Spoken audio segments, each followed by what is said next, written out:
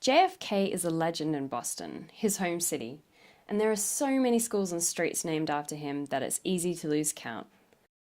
But the greatest tribute Boston gives its favourite son is this building overlooking the waters of the harbour.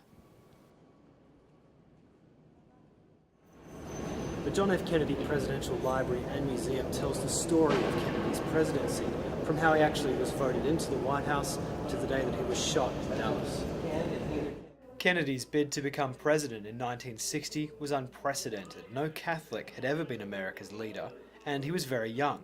But the museum's exhibits show how skillfully his campaign team rallied support for him around the country.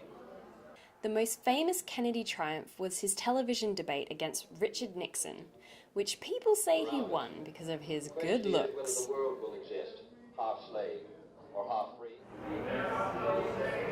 Now, you could be forgiven for thinking that we're inside the White House, but we're actually in the JFK Presidential Library, and it's a replica of what it's like inside the White House itself.